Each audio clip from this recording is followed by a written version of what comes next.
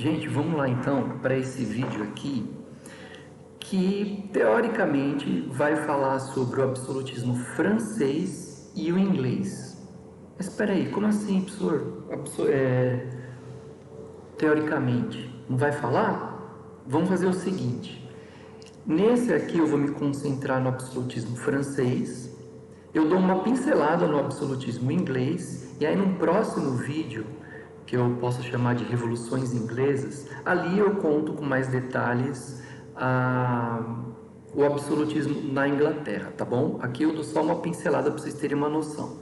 Mas lembra que é o inglês e o francês. Eu quero chamar a atenção aqui nesse vídeo, principalmente para o absolutismo francês.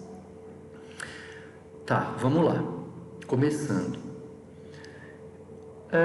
Duas questões precisam estar marcadas na cabeça de vocês para a gente compreender o absolutismo inglês. Desculpa, francês. Primeiro, o absolutismo, que é o que a gente tem visto, né? E segundo, a questão religiosa dessa Europa durante a Idade Moderna. Absolutismo, isso que vocês têm acompanhado nos vídeos. Um rei, o Estado absolutista, ele é pleno, ele é absoluto. Vocês viram os teóricos do absolutismo justificando por que o rei tem que ser o todo-poderoso, e ele se torna de fato todo-poderoso. Vocês viram as alianças com a burguesia, os reis recebendo muitos impostos da burguesia, se tornando ricos, poderosos, com poder supremo, essa supremacia real típica do absolutismo, daqueles que têm o poder absoluto, lembra? Pois bem, isso é um lado da história, o absolutismo. Do outro lado da história, a gente estudou também as questões relacionadas à Reforma Protestante. Lembra o que foi a Reforma Protestante? A Reforma Protestante foram uma série de lutas entre cristãos, né? Os cristãos protestantes criticavam e condenavam os abusos dos cristãos católicos, que vinha se estendendo desde a Idade Média. Então cristão católico versus cristão protestante. A gente viu a figura do Lutero, do Calvino, o surgimento do calvinismo, do luteranismo, do anglicanismo na Inglaterra, enfim, todos esses nomes. Basicamente, os protestantes não concordam com os católicos, no sentido de que os católicos acreditam que o lucro é um pecado chamado usura, e os protestantes, em sua maioria, são burgueses e querem praticar o lucro porque é típico do capitalismo e da mentalidade da burguesia, né? Isso depois de muitas lutas lá por causa dos abusos do cristianismo medieval. Mas basicamente a gente tem de um lado católicos e de outro lado protestantes, e a burguesia se aproximando principalmente do protestantismo, dos protestantes, né? Então, assim, absolutismo é o rei com poder supremo. E essas brigas entre católicos e protestantes? Imagina que essa briga, essa lógica de disputa, né, religiosa, católica e protestante, vai se inserir no universo dos reis. Porque os reis da França, a gente está falando do absolutismo francês, ora são protestantes, ora católicos. E quando os reis subiam ao poder, eles impunham a sua religião, a sua religiosidade para os demais, para as pessoas. E isso gerava muitas lutas na França, sanguinárias, dezenas de anos de matança em praça pública em nome do cristianismo protestante ou do cristianismo católico. Era guerra civil, pessoas se matando na rua. Por quê? Porque você é católico. Por quê? Porque você é protestante. A cena, né, mais explícita que a gente tem dessa luta cristã, né, católico-protestante, é a famosa noite de São Bartolomeu, que aconteceu na França, registrada inclusive em alguns quadros, né?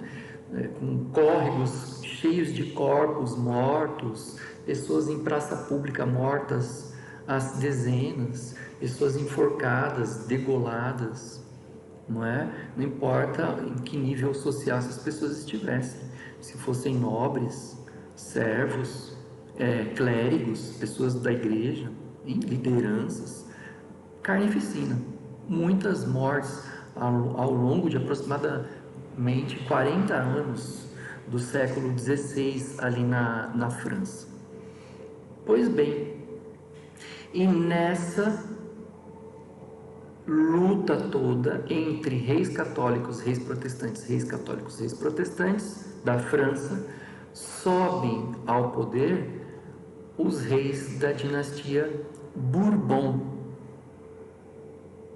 Os reis da dinastia Bourbon, Luís XIV, Luís XV, Luís XVI, são reis protestantes. E como protestantes, eles apoiam o lucro. Então, quando chega no ano de 1598, eles assinam um edito chamado Edito de Nantes. No Edito de Nantes fica previsto que existe, que é um documento, né, em que fica previsto a liberdade de culto protestante. E os reis protestantes, Luís XIV, XV, XVI, vão dar garantia para esses protestantes atuarem religiosamente, economicamente, politicamente dentro dessa França absolutista. Tudo bem? E por ali passam Luís XIV, uma frase célebre e importantíssima do Luís XIV, que na verdade essa frase serve como um modelo de pensamento para todos os reis do absolutismo, é aquela frase, abre aspas, o Estado sou eu, fecha aspas. Lembra Estado com letra maiúscula? Estado quer dizer lei ou regra, basicamente, né? É muito mais do que isso, claro, mas não vamos aprofundar aqui. O Estado sou eu significa a lei e a regra sou eu. Pronto, isso a gente já viu nas outras aulas lá sobre o absolutismo. Pois bem, é um exemplo típico desse rei sol, né? O Luís XIV. Aí veio o Luís XV, muitos gastos, né? Muito luxo, muita ostentação, muitas lutas também, muito gasto com lutas e tal. Contra a Inglaterra, inclusive. É nesse momento que o Luís XV, rei absolutista francês, perde o Canadá. Lembra que o Canadá é bilíngue? Ele fala, uma parte do Canadá fala inglês, outra parte francês e tal. Isso tem a ver com a colonização francesa, né? Porém, Luís XV perde o Canadá para a Inglaterra e tal. Enfim, são só detalhes. A ideia é apresentar o absolutismo francês. O último rei do absolutismo francês, vocês vão ver o Luís XVI. Luís XVI vai perder a cabeça literalmente na guilhotina, lá na Revolução Francesa, quando a gente for apresentar o fim do absolutismo na França. O fim do absolutismo desse período que a gente está vendo nesse vídeo, não é? O absolutismo francês. Então, assim, para resumir a ideia, tudo começa ali na briga, na luta entre católicos e protestantes.